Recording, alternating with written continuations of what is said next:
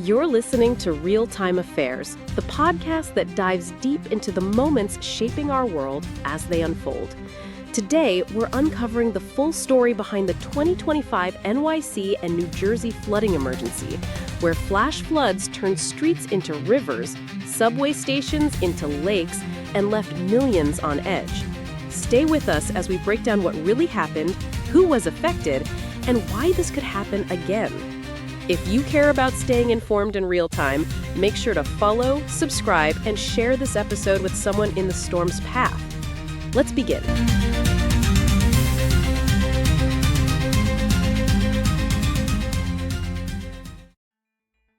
So picture this. It's Monday night, right? You're maybe just settling in after work. You're winding down the day. Exactly. And then whoosh, the sky just opens up. I mean, really opens up with this incredible intensity. Almost biblical, you could say. That's the word. Water isn't just, falling. It felt like it was bursting into subway tunnels. Cars getting stranded on major highways. Right. And then the sirens start. That blare echoing across, two whole states? It was like a scene from a disaster film, honestly. It felt unreal. It really did, and it just begs that question again. How did one of the most supposedly advanced cities in the world get swallowed by water again? That's exactly what we're going to dig into today. Welcome, everyone. This is a special deep dive where we're really trying to unpack this intense flood crisis, the one that slammed New York City and New Jersey just this past Monday night, July 14th, 2025. We've pulled together a lot of sources, news reports, firsthand accounts, official statements, trying to give you a really clear picture.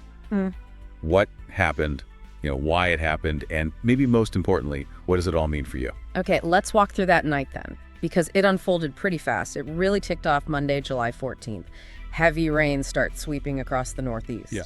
New York, New Jersey, even hitting parts of south central Pennsylvania pretty hard. And the impact was immediate, wasn't it? Oh, absolutely. Flash flooding just seemed to erupt. Roads became rivers almost instantly. We saw vehicles stranded, needing rescues right away. And the subway in New York City. Immediate closures. Yeah. Parts of the system just couldn't handle the deluge. At the same time, over New Jersey, the governor, Governor Murphy, he declared a state of emergency pretty swiftly. Right, telling people stay indoors, stay off the roads if you can. Exactly. Don't travel unless it's absolutely necessary. And this wasn't just a quick downpour, was it? It went on. No, it kept going. Overnight, into Tuesday, July 15th, you had emergency crews working flat out all through the night. Pulling people out of cars, trying to clear roads. Yeah, tough work. Thankfully, by Tuesday morning, some of the immediate danger, the warnings for active flooding, started to expire in many places. Okay, so warnings expired, but not everywhere clear. Not entirely. Some watches remained, meaning conditions were still risky, still ripe for more flooding. And yeah, plenty of roads, streets, they were still just underwater. So what actually caused this? Why so much rain so fast? Well, it's this atmospheric setup. You had this massive, really slow-moving weather system, a cold front, basically. It just kind of stalled out over the region. Okay, a stalled front. And it collided with this incredibly moist air mass, just absolutely loaded with water vapor, drawn in from the Atlantic, which itself was warmer than usual. So warm ocean feeding moisture into a slow system. Precisely. It was, the National Weather Service called it a quickly evolving scenario, essentially a perfect storm of conditions for extreme rainfall. And the rainfall numbers, they back that up, don't they? They really do. Just staggering amounts. In Brewster, New York, that's up in the Hudson Valley, they got over 2 inches in just 30 minutes. Half an hour, wow. Yeah, and Union County, New Jersey, over 6 inches in just a bit more than an hour. 6 inches in an hour. It's hard to even picture that.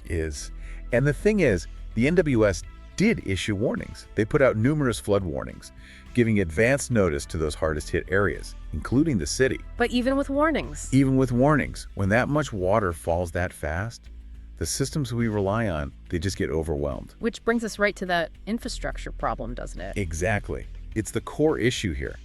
Take the New York City subway system.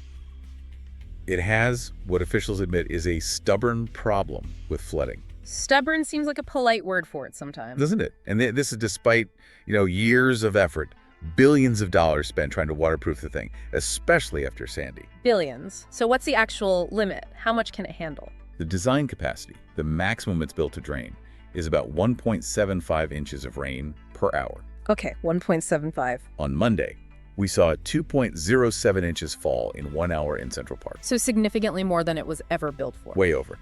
And that 2.07 figure, that's the 6th highest hourly total ever recorded there, since records began way back in 1869. 6th highest ever. That really puts it in perspective. It does. And here's the really alarming part. Storms that dump rain exceeding that 1.75-inch limit. They had never, ever been recorded before 1991. Never before 91, and now?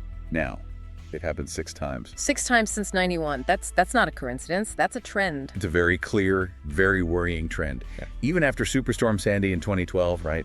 They did all that work, massive repairs, flood barriers at station entrances, seals under vents, raiding curbs. Yeah, I remember all that work going on. But still, subsequent storms like the remnants of Hurricane Ida in 2021, they still swamped the system. So the fixes aren't enough for these new kinds of storms? It seems not. Jana Lieber, the MTA CEO, he basically acknowledged it. He said, what happened Monday night is something that is a reality for our system. Our reality. Yeah. He said, the Stern water system gets backed up and gets overwhelmed and tunnels into the stations. Yeah. It's the city's drainage backing up into the subway. And Mayor Adams, he's put money towards this, right? Over $1 billion. He has, yeah. Over $1 billion allocated for stormwater improvements. Yeah. But experts are saying that's just a drop in the bucket compared to what's really needed. Not nearly enough. Not for updating infrastructure this old, for the climate reality we face now and what's coming.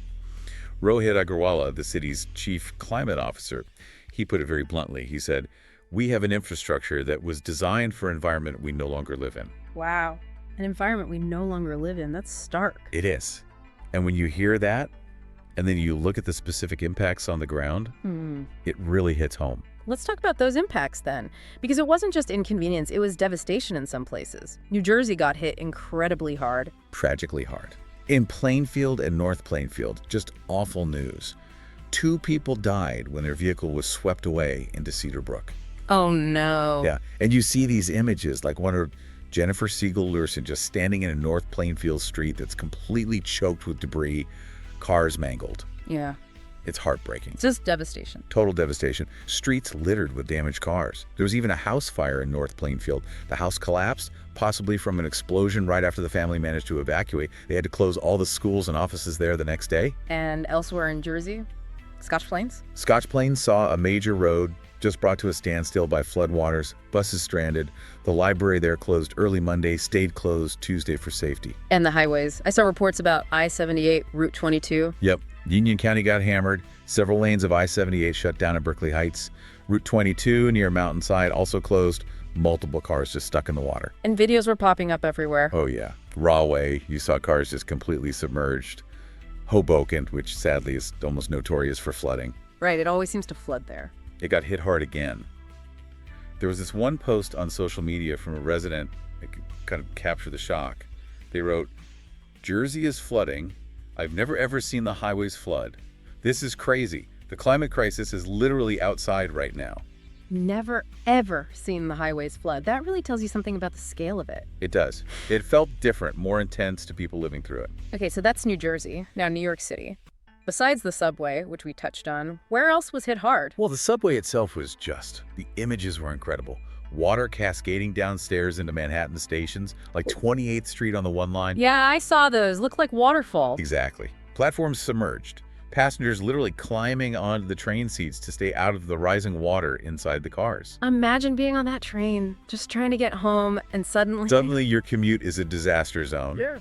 And think about Central Park. We mentioned the 2.07 inches in an hour. That's the 2nd highest hourly rainfall ever recorded there. 2nd highest ever, only beaten by Ida in 2021. Right. 2 massive record-setting rain events in Central Park in just 4 years. It just drives home how rapidly things are changing. What about other boroughs? Staten Island. Staten Island got hit hard too. About 4 to 6 inches of rain. They had flood warnings issued there. Major roads like the Sawmill River Parkway northbound, parts of the Cross Bronx Expressway, they were closed temporarily too, flooding down trees. So travel was just a nightmare across the board. A complete nightmare. And it wasn't just the public infrastructure feeling the pain. Businesses, homes. Right, you mentioned the dentist. Yeah, Dr. Michael Smulewitz in Manhattan found his basement under 5 feet of water. 5 feet. Unbelievable. And the insurance won't cover it, he said, and this is just gutting. insurance will not cover anything. That is the sad part, when you pay for insurance and you find out it's not covered. Oh, that's just awful. You pay premiums for years and then nothing. Exactly.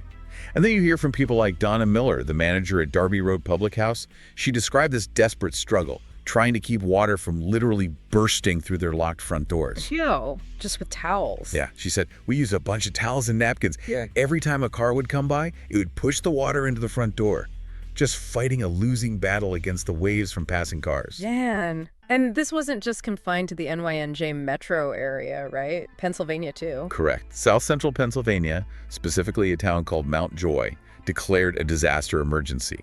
They got over 7 inches of rain in less than 5 hours. 7 inches in under 5 hours. Insane numbers. Emergency crews there did 16 water rescues.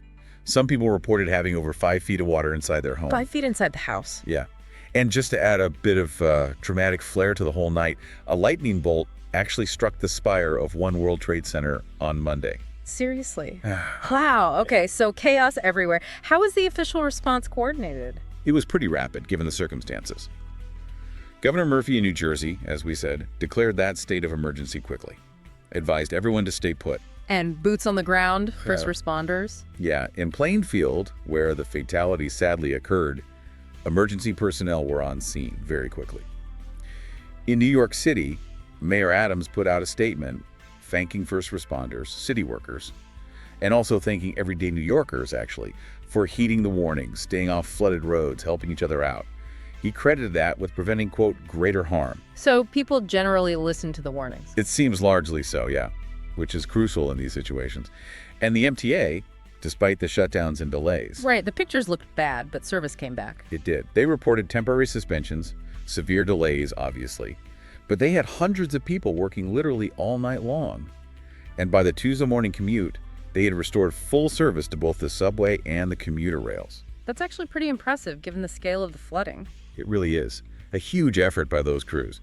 New York's Emergency Management Agency was also active, using social media, Platform X, to push out updates on the flooding. And up in Westchester County, officials were busy pulling people from submerged vehicles, too. So a massive event, massive response. Let's step back then. What are the big takeaways here? What does this drowned streets and broken systems event really tell us?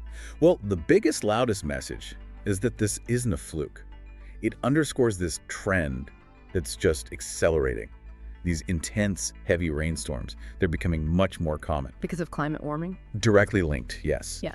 New York City, for example, now experiences, on average, 1 extra day of heavy rain each year compared to the late 19th century. It's a measurable increase. We're shifting into a new normal. And the infrastructure just wasn't built for this new normal? Not even close. That's maybe the most terrifying realization from this deep dive.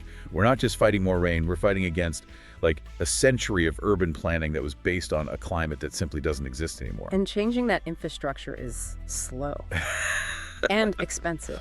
Agonizingly slow, incredibly expensive. And that inertia, that difficulty in adapting quickly, leaves us vulnerable. Even after spending billions, like after Sandy. The research on this is pretty clear too. What does it say?